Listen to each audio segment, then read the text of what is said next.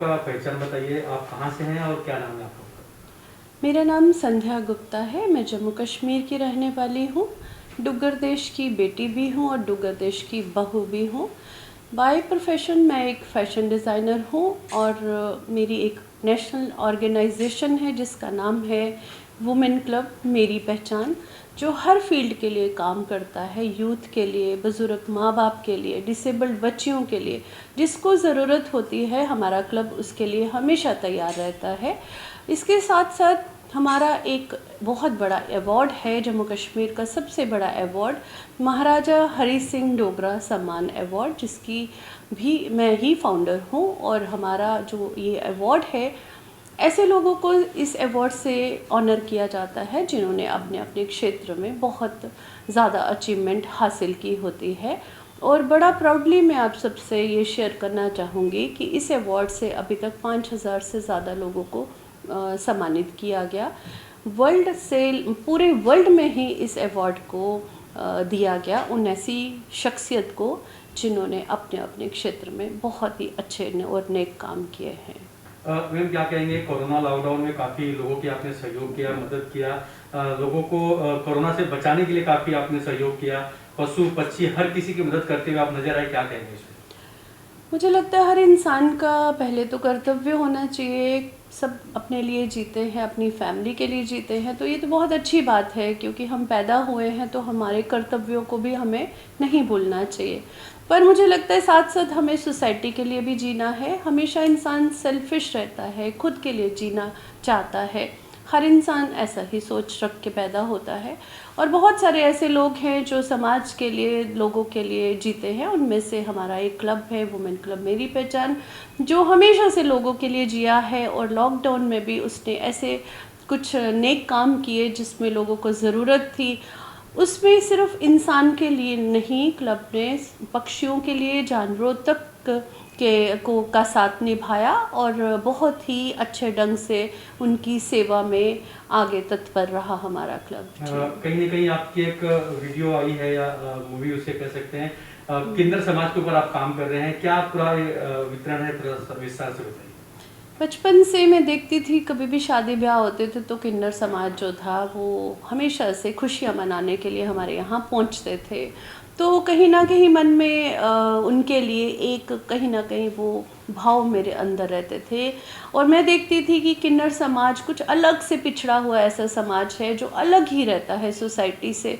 तो मन में बड़े सारे क्वेश्चन उठते थे और लगता था कि क्यों ऐसा होता है, ये लोग हमेशा से क्यों कतराते रहते हैं, हमेशा समाज से परे क्यों रहते हैं। तो आज जब ये सारी बातें मेरी समझ में आई तो मुझे लगा यहाँ 21वीं सदी में लोग चांद पे पहुँच गए हैं, हर इंसान खुशी के साथ जी रहा है, तो क्यों ना इनको भी हक दिया जाए। वो समाज में हम लोग आगे बढ़े और इनका हाथ थामे और हम समाज से रिक्वेस्ट करें, बोले कि हाँ वो आगे हाथ बढ़ाते हैं और इन लोगों को भी हम गले से लगाते हैं। और मैं समाज से भी और सरकार से भी इनके लिए यही गुहार लगाना चाहती हूँ कि इनको इज़्ज़त की वो नियामत बख्शनी चाहिए जो ये हकदार है।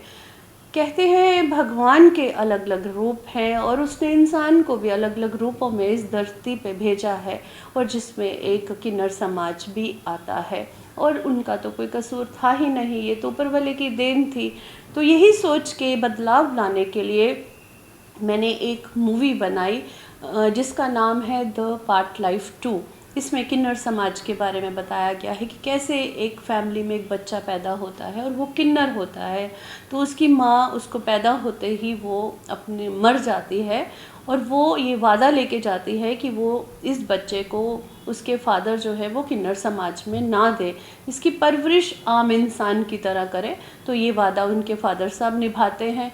निभाते निभाते जब वो उसको एक कॉलेज में ले जाते हैं और कॉलेज में जाके जब वो उस माहौल में रहता है, तो ये सारी चीज़ें मैंने इस मूवी में दर्शाई है। और जब वो समाज के ठेकेदार जो उसको जीने का हक नहीं देते, छीन लेते हैं, और कहीं ना कहीं उसके मन में ये भावना आती है कि मैं सुसाइड कर लूँ, ज़िंदा नहीं रहूँ, क्योंकि मेरे माँ बाप ने जो सोचा था मैं वो बन नहीं पाया। तो वो जो आर्मी के लिए अपनी जान गंवा देता है, ये सारा कुछ जो है इस मूवी में दिखाया गया है। तो मैं चाहती हूँ कि जो भी ये मूवी जो है द पार्ट लाइफ 2 जो किन्नर समाज को और मैंने अपने आर्मी को डेडिकेट की है, ज़रूर देखनी चाहिए सबको। एक नया मैसेज जाएगा सोसाइटी में और लगेगा कि हाँ, हमने कुछ बदलाव के लिए कुछ आगे स्टेप उठाए हैं।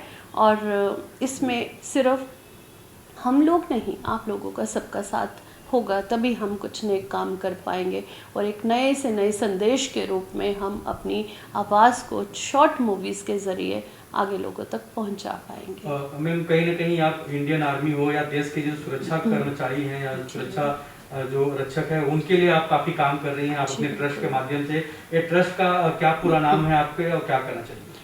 ट्रस्ट का पूरा नाम है वुमेन क्लब मेरी पहचान। नाम वुमेन क्लब मेरी पहचान है, पर वुमेन सिर्फ क्लब जो है हमारा सिर्फ वुमेन्स के लिए काम नहीं करता है, हर किसी के लिए काम करता है। जैसा कि मैं बता चुकी हूँ, जानवर हो, पक्षी हो, इंसान हो, कोई भी हो। जिसमें सबसे ज़्यादा जो काम किया गया है वो है आर्मी के साथ हम लोग जुड़े हैं, आर्मी मार्टियर्स की फैमिली के साथ जुड़े हुए हैं। हमारा एक ही मकसद है, आज अगर हम यहाँ बैठे हैं, सलामत से बैठे हैं, तो हमें नहीं भूलना चाहिए कि कोई सरहद के पार उस पार खड़ा हुआ हमारी सुरक्षा में तैनात है और अपनी जान की बाजी लगा के अपनी फैमिली से दूर, अपने रिश्तों से दूर सिर्फ खड़ा है, तो हमारी सेफ्टी के लिए। और हमारा क्लब हमेशा से उनके साथ जुड़ा रहता है। हम उनकी एनिवर्सरी पे जाते हैं, हम उनके बर्थडे मनाते हैं। और जब एक शहीद हो जाता है, मतलब बलिदान दे देता है इंसान हमारे देश के लिए, तो हमारे कर्तव्य है कि हमें उनको नहीं भूलना चाहिए। और ज़्यादातर मेरा फोकस रहा डिसेबल्ड आर्मी जवान्स के लिए। मुझे लगता है जब एक आर्मी शहीद हो जाता है, बलिदान दे देता है, तो वो एक दिन की मौत मरता है। पर जो डिसेबल्ड हमारे आर्मी भाई हैं, जब वो डिसेबल्ड हो जाते हैं, मैंने ऐसे ऐसे लोगों को देखा है जिन्होंने दोनों टांगे, दोनों हाथ अपने और आंखें तक गंवा दी, सिर्फ जिंदा एक दड़ है, तो वो तो दिन रात रोज़ की ज़िंदगी रोज़ मर रहे होते हैं। तो हमारा देश बड़ी जल्दी भूलने में आगे रहता है।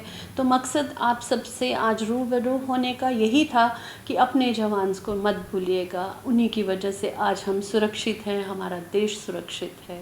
कहीं ना कहीं देश में कुछ अलग बदलाव हो, जम्मू कश्मीर में कुछ अलग बदलाव हो, किस तरह की आप अपील करना चाहेंगे लोगों से? एक तरफ मोदी सरकार कई कई प्रोजेक्ट पे काम कर रही, क्या करना चाहेंगे, इस पे क्या विचार है? मोदी सरकार तो अभी तक बहुत अच्छे नेक काम कर पाई है। मोदी ऐसे एक इंसान फरिश्ते के रूप में हमारे हिंदुस्तान को मिले हैं, जिन्होंने हिंदुस्तान को एक अलग ही रूप दे दिया है।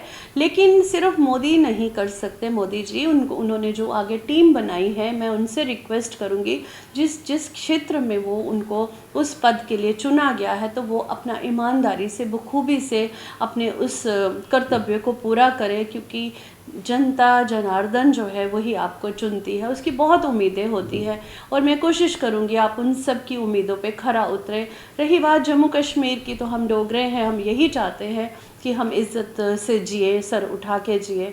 और मैं चाहती हूँ मोदी सरकार से कि वो हमारे जम्मू कश्मीर में जो आर्टिस्ट भाई है, बच्चे हैं, यूथ है, जो रोज़ डेली आप सुनने में आता है कि नशे में पड़ चुके हैं, सुसाइड कर रहे हैं, काम नहीं है, कुछ नहीं है, और इनको ऐसे काम दिए जाएं ताकि ये अपने आप को बिज़ी रखें, ताकि ये सुसाइड की तरफ ध्यान ना दे। यूथ जो है हमारा फ्यूचर है, अगर हमारा फ्यूचर ही बर्बाद हो रहा है तो आगे देश कौन संभालेगा? मोदी जी की जगह भी तो कोई आने वाला यूथ ही लेना चाहेगा। अगर हमारा यूथ सेफ़ है तो ये हिंदुस्तान भी सेफ़ है। और वुमेन क्लब मेरी पहचान से हम लोग रिक्वेस्ट कर रहे हैं कि आप सब ज़्यादा से ज़्यादा वुमेन क्लब मेरी पहचान के कामों को देखिए और आगे आके हमारा साथ दीजिए, क्योंकि हम अकेले कुछ नहीं कर सकते हैं। आपका साथ होगा तो वुमेन क्लब मेरी पहचान बढ़ चढ़ के अपने जम्मू कश्मीर को नहीं, पूरे हिंदुस्तान में अपने कर्तव्य को पूरा करेगा।